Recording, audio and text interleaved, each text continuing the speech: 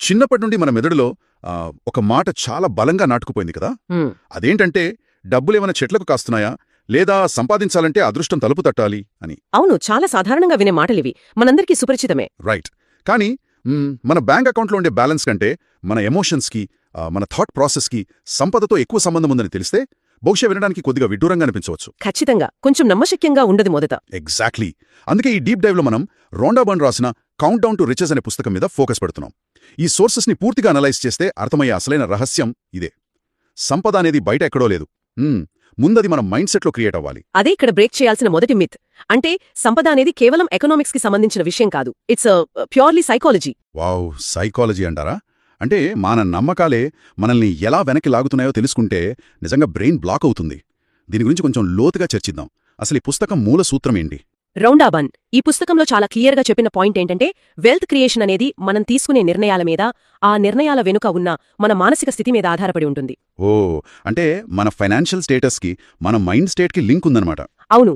ఇక్కడ most fascinating point ఏంటంటే, మనం దేని మీద మన అటెన్షన్ని పెడుతున్నామన్నదే మన ఫైనాన్షియల్ రియాలిటీని డిసైడ్ చేస్తుంది. అంటే మన బ్యాంక్ బ్యాలెన్స్ అనేది మనం ప్రతిరోజు ఆలోచించే ఆలోచనల తాలూకు ఫైనల్ రిజల్ట్ మాత్రమే. సో వెల్త్ క్రియేషన్ గురించి మాట్లాడే ముందు అసలు ఆ వెల్త్ గురించి మనలో ఉన్న భయాలను అర్థం చేసుకోవాలి కదా. మనం చాలాసార్లు చూస్తుంటాం, చాలా మంది ఎప్పుడూ తమ దగ్గర లేని వాటి గురించి ఆలోచిస్తుంటారు. రైట్. ఎప్పుడూ ఒక రకమైన కంప్లైంట్ మోడ్లో ఉంటారు. అవును, కట్టాల్సిన ఈఎంఐలు, పెరిగిపోతున్న ఖర్చులు, క్రెడిట్ కార్డ్ బిల్లులు, ఇలాంటి వాటి చుట్టూనే వాళ్ళ ఆలోచనలు తిరుగుతూ ఉంటాయి. దీన్నే మనం సింపుల్గా స్కేర్సిటీ మైండ్ సెట్ అంటాం. అంటే ఎప్పుడూ ఒక రకమైన కొరత మీదే ఫోకస్ చేయటం. నిజమే. ఆ కొరతపై దృష్టి పెట్టడం వల్ల వాళ్ళొక భయంతో కూడిన వలయంలోనే చిక్కుకుపోతారు. కానీ ఒక్క నిమిషం, ఇక్కడ నాకొక ప్రాక్టికల్ డౌట్ ఉంది. చెప్పండి. ఒక వ్యక్తి పీకల్లోతు అప్పుల్లో ఉన్నప్పుడు, లేదా జాబ్ పోయి రేపు ఏం తినాలో తెలియని పరిస్థితిలో ఉన్నప్పుడు కూల్గా కూర్చొని అబండెన్స్ గురించి, పాజిటివిటీ గురించి ఆలోచించడం దాదాపు అసాధ్యం కదా. ఖచ్చితంగా. అది ఎవరికైనా కష్టమే. అదే ఆ తీవ్రమైన ఒత్తిడిలో బ్రెయిన్ అసలు పాజిటివ్గా ఎలా రెస్పాండ్ అవుతుంది? ఇదంతా వినడానికి మోటివేషనల్గా ఉంటుంది, కానీ వాస్తవానికి అంటే ఇది ఎలా ఉందంటే, భయంతో కళ్ళు మూసుకుంటే ఎదురుగా ఉన్న సురక్షితమైన దారి కూడా కనిపించదు అన్నట్లుగా ఉంది కదూ. అవును, మీరు చెప్పింది చాలా వ్యాలిడ్ పాయింట్. ఎందుకంటే గ్రౌండ్ రియాలిటీలో కష్టాలు ఉన్నప్పుడు కళ్ళు మూసుకుని అన్నీ బాగున్నాయని ఊహించుకోమని ఏ సైకాలజీ చెప్పదు. ఈ పుస్తకం కూడా ఆ మాట చెప్పట్లేదు.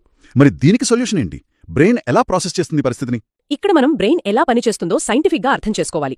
ఒక వ్యక్తి తీవ్రమైన అప్పుల్లో ఉన్నప్పుడు అతని బ్రెయిన్ సర్వైవల్ మోడ్లోకి వెళ్ళిపోతుంది. అప్పుడు బాడీలో కార్టిజాల్ అనే స్ట్రెస్ హార్మోన్ విపరీతంగా రిలీజ్ అవుతుంది. ఓ, కార్టిజాల్, అది డేంజర్ కదా. అవును. ఈ కార్టిజాల్ ఏం చేస్తుందంటే, మన బ్రెయిన్లో లాజికల్గా, క్రియేటివ్గా ఆలోచించే ప్రీఫ్రంటల్ కార్టెక్స్ ని టెంపరరీగా షట్ డౌన్ చేస్తుంది. వాట్? అంటే మనం క్రియేటివ్గా ఆలోచించలేమా అప్పుడు? ఎగ్జాక్ట్లీ. అంటే వాళ్లకు కళ్ళెదురుగా ఒక మంచి బిజినెస్ ఆపర్చునిటీ ఉన్నా సరే, వాళ్ల బ్రెయిన్ దాన్ని ప్రాసెస్ చేయలేనంతగా టన్నల్ విజన్లోకి వెళ్ళిపోతుంది. కేవలం ఆ ప్రాబ్లం మాత్రమే కనిపిస్తుంది, సొల్యూషన్ కనిపించదు. ఆహా, ఇప్పుడు అర్థమైంది. స్కార్సిటీ మైండ్ సెట్ వల్ల వచ్చే అసలైన నష్టం ఇదే అనమాట. మన ఐక్యూ లెవెల్స్ ప్రాక్టికల్గా పడిపోతాయి. అవును. దీన్ని మనం విస్తృత కోణంలో పరిశీలిస్తే, సమృద్ధి అంటే అబండెన్స్ వైపు దృష్టి మళ్లించడం అంటే అప్పులు లేవని నటించడం కాదు, మన బ్రెయిన్లో ఉన్న ఆ స్ట్రెస్ హార్మోన్స్ని తగ్గించి క్రియేటివ్ ప్రాబ్లమ్ సాల్వింగ్ని మళ్లీ యాక్టివేట్ చేయడం. రైట్. భయం స్థానంలో ఆలోచించే శక్తిని తీసుకురావడం. ఓ, అంటే ఇక్కడ పాయింట్ ప్రాబ్లంని ఇగ్నోర్ చేయడం కాదు, ప్రాబ్లంని సాల్వ్ చేయడానికి కావలసిన మెంటల్ బ్యాండ్విడ్త్ని క్రియేట్ చేసుకోవడం అనమాట. ఖచ్చితంగా అదే మొదటి మెట్టు.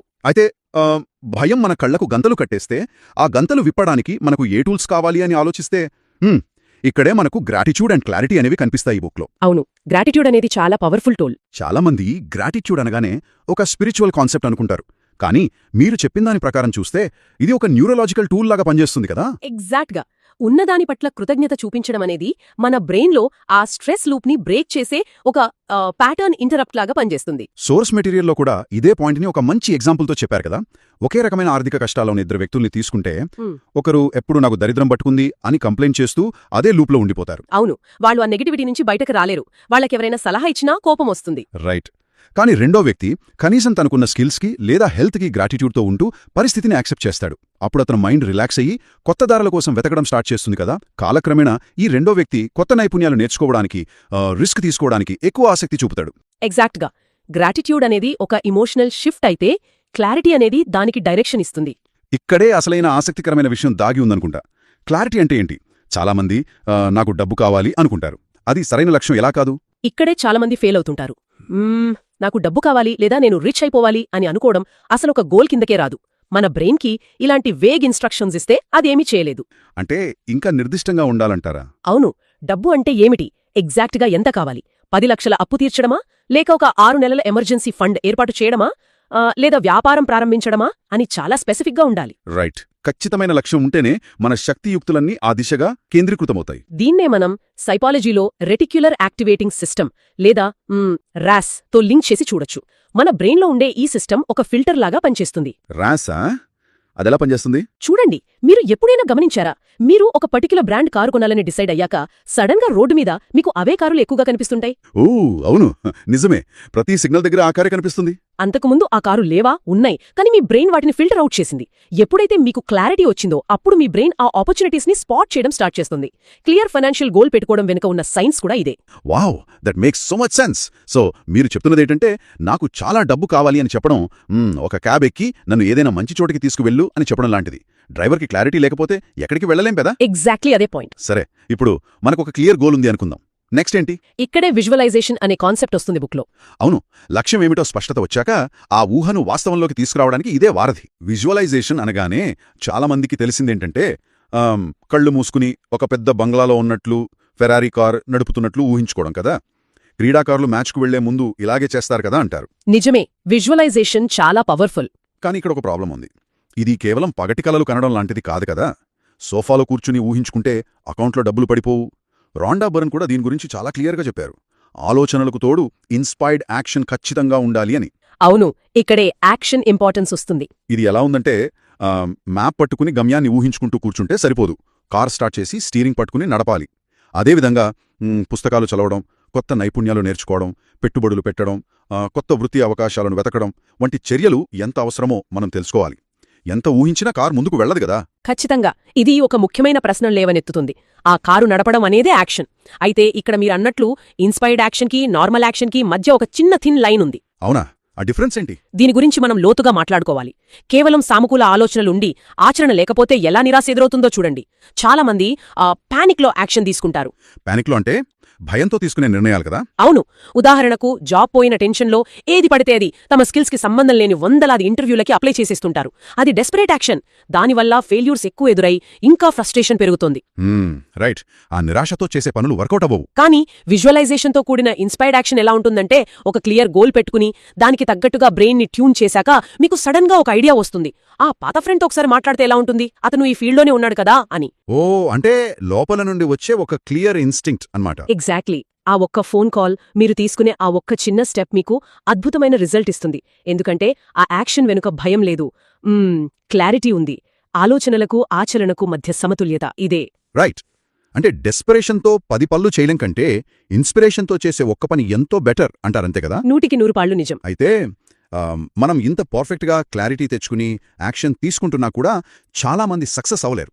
ఎందుకు అని చూస్తే ఇక్కడే మన సబ్ కాన్షియస్ మైండ్ ఆడే గేమ్స్ బయటపడతాయి. అవును, అవే మన లోపల తెలియకుండా దాగే ఉన్న కొన్ని మానసిక అవరోధాలు. బుక్లో చెప్పిన దాని ప్రకారం మనకి చిన్నప్పటి నుండి కొన్ని నమ్మకాలుంటాయి. డబ్బు కోరుకోవడం స్వార్థమని, లేదా ధనవంతులంతా అత్యాశపరులు అనే తప్పుడు నమ్మకాలను వదిలించుకోవడం చాలా ముఖ్యం కదా. ఖచ్చితంగా. చాలా మందికి తెలియని సమస్య ఇదే. లక్షాధికారి అవ్వాలని కోరుకుంటాం, కానీ లోపల మన సబ్కాన్షియస్లో మాత్రం ఆ డబ్బొస్తే నేను కూడా చెడ్డవాడినైపోతానేమో అనే భయం దాగి ఉంటుంది. ఇది అచ్చం కారు డ్రైవ్ చేస్తూ యాక్సిలరేటర్ మీద కాలు పెట్టి అదే సమయంలో హ్యాండ్ బ్రేక్ లాగుంచినట్లుగా ఉంటుంది. మీరు వాడిన ఆ హ్యాండ్ బ్రేక్ ఎనాలజీ చాలా యాప్ట్గా ఉంది. అవును, ఒక పక్క డబ్బు కావాలని ఆశిస్తూనే మరో పక్క అది సంపాదిస్తే ఎవరైనా ఏమని అనుకుంటారేమో అని భయపడటం. ఇంజినేమో ముందుకు వెళ్లాలని అరుస్తుంటుంది. ఆ ఇంజిన్ మన కోరిక, కానీ మనలో ఉన్న ఈ గిల్ట్, ఈ అపరాధ భావం అనేది హ్యాండ్ బ్రేక్ లాగా మనల్ని గట్టిగా ఆపేస్తుంది కదా. లోపల ఘర్షణ ఉన్నప్పుడు మనం మన ఎదుగుదలను ఎలా అడ్డుకుంటామో చెప్పడానికి ఇదొక బెస్ట్ ఎగ్జాంపుల్. సైకలాజికల్ టర్మ్స్లో దీన్నే కాగ్నిటివ్ డిసోనెన్స్ అంటారు. కాగ్నిటివ్ డిసోనెన్స్ అంటే మైండ్లో 2 ఆపోజిట్ థాట్స్ ఉండటమా? ఈ రెండింటి మధ్య జరిగే ఘర్షణే ఇది. మన సబ్కాన్షియస్ మైండ్కి ఉన్న ఒకే ఒక డ్యూటీ ఏంటంటే మనల్ని సురక్షితంగా ఉంచడం. రైట్. మన దృష్టిలో ధనవంతును కావడం అంటే సమాజంలో మనకున్న మంచి పేరు పోతుంది అనే నమ్మకం ఉంటే ఖచ్చితంగా మన బ్రెయిన్ ఆ సంపదని మన దరికి రానివ్వదు. ఎందుకంటే దానికి ఐడెంటిటీ క్రైసిస్ ఇష్టం ఉండదు. వావ్, ఇదొక కంప్లీట్ బ్లాక్ అన్నమాట. అవును, కాబట్టి ముందు ఆ గిల్ట్ని అన్లర్న్ చేయాలి. డబ్బు అనేది కేవలం భద్రత, స్వేచ్ఛ మరియు ఇతరులకు సహాయం చేసే ఒక సాధనంగా మాత్రమే చూడాలి. అది ఒక మ్యాగ్నిఫైయర్ మాత్రమే. మీరు మంచివాళ్లు అయితే డబ్బు మిమ్మల్ని మరింత గొప్ప సహాయకులుగా మారుస్తుంది. చాలా చక్కగా చెప్పారు. ఇంకో ముఖ్యమైన విషయం కూడా ఉంది బుక్లో. వైఫల్యం పట్ల భయం. ధైర్యం అంటే భయం లేకపోవడం కాదు, భయం మరియు అనిశ్చితి ఉన్నప్పటికీ ముందడుగు వేయడమని రచయిత చెప్పారు. అవును, ఈ కాన్సెప్ట్తో పాటే ఆథర్ ఇంకో ముఖ్యమైన విషయాన్ని కూడా చెప్పారు. అదే స్వీకరించడానికి సిద్ధంగా ఉండటం లేదా ఓపెన్ టు రిసీవింగ్. ఈ పాయింట్ నాకు చాలా ఇంట్రెస్టింగ్ అనిపించింది.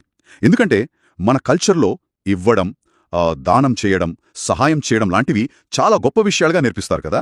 అవును, అది మంచిదే కదా. అది కరెక్టే.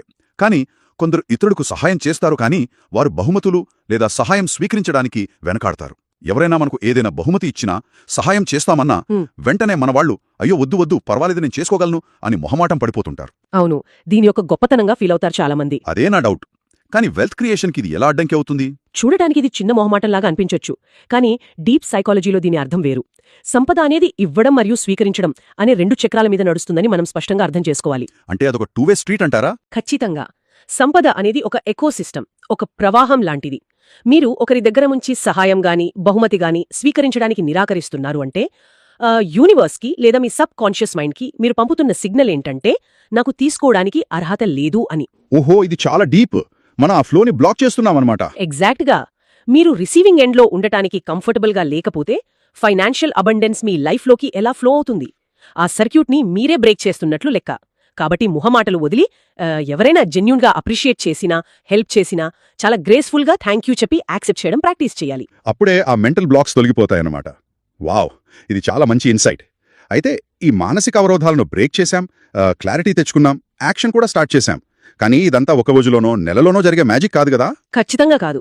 సంపద సృష్టి అనేది రాత్రికి రాత్రే జరిగే అద్భుతం కాదు. అదే, మానసిక అవరోధాలను దాటి ముందుకు వెళ్తున్నప్పుడు ఈ సుదీర్ఘ ప్రయాణంలో అలసిపోకుండా ఎలా ఉండాలి?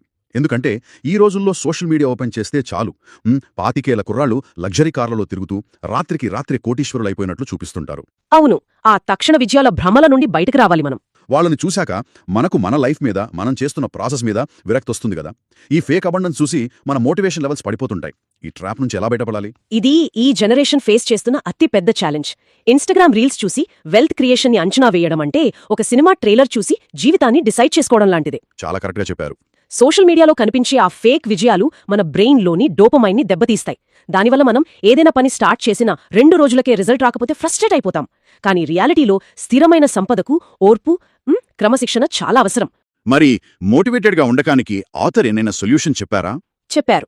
ప్రయాణం నెమ్మదిగా ఉన్నప్పుడు ఆత్మవిశ్వాసం కోల్పోకుండా స్థిరంగా ముందడుగు వేయడం దీర్ఘకాలిక లక్ష్యాల సాధనలో ఎంత కీలకమో వారు క్రోడీకరించారు. దానికి బెస్ట్ వే ఏంటంటే ప్రతి చిన్న విజయాన్ని ఒక పండుగలా జరుపుకోవడం. చిన్న విజయం అంటే ఉదాహరణకు ఒక చిన్న అప్పు తీర్చడం లాంటిదా? అవును, చిన్న అప్పు తీర్చడం, కొత్త స్కిల్ నేర్చుకోవడం లేదా పొదుపు పెంచడం లాంటివి. వాటి గురించి గర్వపడండి, దాన్ని అప్రిషియేట్ చేసుకోండి. ఆ చిన్న చిన్న సక్సెస్లు మనకు మంచి ఉత్సాహాన్నిస్తాయి. రైట్. ఈ జర్నీలో మనం ఎంత పాజిటివ్గా ఉన్నా చివరగా ఇంకో విషయం, మన చుట్టూ ఉన్న వాతావరణం, మనుషులు కూడా చాలా ముఖ్యమైన రోల్ ప్లే చేస్తారు కదా. ఖచ్చితంగా. ఎన్విరాన్మెంట్ అనేది చాలా క్రూషియల్. మన చుట్టూ ఎప్పుడూ నిరుత్సాహపరిచే వ్యక్తులుంటే అది మన నమ్మకాలను ఎలా దెబ్బతీస్తుందో మనం చూస్తూనే ఉంటాం. కొందరు ఎవరైనా కొంచెం కొత్తగా ఆలోచించి ఎదగాలి అని ట్రై చేస్తుంటే అదంతా మన వల్ల ఎక్కడవుతుందిరా అంటూ మనల్ని వెనక్కి లాగేవాళ్ళు చాలామందే ఉంటారు. వాళ్ళ మధ్య ఉంటూ మనం పాజిటివ్గా ఎలా ఉండగలం? మీరు చెప్పింది అక్షరాలా నిజం. సైన్స్ ప్రకారం మన బ్రెయిన్లో మిర్రర్ న్యూరాన్స్ అని ఉంటాయి. అంటే మనం ఎవరితో ఎక్కువ సమయం గడుపుతామో తెలియకుండానే వాళ్ల ఆలోచన విధానాన్ని మన బ్రెయిన్ కాపీ చేసేస్తుంది. ఓ, అంటే నెగటివ్ వాళ్ళతో ఉంటే మనం కూడా అలానే మారిపోతామా? అవును, అందుకే మనల్ని ప్రోత్సహించే వాతావరణాన్ని మనం కాన్షియస్గా ఎంచుకోవాలి. సానుకూల దృక్పథం ఉన్న వ్యక్తులతో సమయం గడపడం వల్ల మన లక్ష్యాలు ఉన్నతంగా మారతాయి. సిమిలర్ గోల్స్ ఉన్న వ్యక్తులతో నెట్వర్క్ పెంచుకోవాలి. రైట్. సో ఇదంతా చూశాక ఈ లోతైన విశ్లేషణను ముగిస్తూ మనం ఒక సారాంశం చూస్తే కౌంట్ డౌన్ టు రిచెస్ పుస్తకం చెప్పే అసలైన విషయం ఒకటే, నిజమైన సంపద అంటే కేవలం బ్యాంక్ అకౌంట్లో ఉన్న డబ్బు మాత్రమే కాదు. ఖచ్చితంగా. మానసిక ప్రశాంతత, ఎంచుకునే స్వేచ్ఛ, అర్థవంతమైన బంధాలు, మన విలువలకు కట్టుబడి జీవించడం, ఇవన్నీ నిజమైన సంపదలే. ఆలోచనలు చర్యలుగా ఎలా మారతాయి, చర్యలు అలవాట్లను ఎలా నిర్మిస్తాయి అనేది ఈరోజు మనం చూసాం. అవును, ఆ అలవాట్లు చివరికి మనం చూసే ఫలితాలను ఎలా ఇస్తాయో చాలా స్పష్టంగా అర్థమైంది. ఇదొక చైన్ రియాక్షన్ లాంటిది. ఫైనల్గా వినేవారికి ఒక లోతైన ఆలోచనను రేకెత్తించే ప్రశ్నతో ముగిద్దాం. మన ప్రస్తుత ఆర్థిక పరిస్థితి అనేది మన గత ఆలోచనలు మరియు అలవాట్ల ఫలితమైతే ఖచ్చితంగా ఈ క్షణంలో మనం చేస్తున్న ఆలోచనలు రేపటి భవిష్యత్తులో ఎలాంటి బ్యాంక్ అకౌంట్ బ్యాలెన్స్ని, ఎలాంటి జీవన ప్రమాణాన్ని నిర్మిస్తున్నాయి? చాలా పవర్ఫుల్ క్వశ్చన్ ఇది. మనం సంపదను నిర్మిస్తున్నామా లేక మన భయాలను పెంచుకుంటున్నామా? ఆలోచించండి. ఎందుకంటే ఈ ప్రయాణం డబ్బు చేతికి రావడానికి చాలా ముందుగానే మనస్సులోనే మొదలవుతుంది. That's the real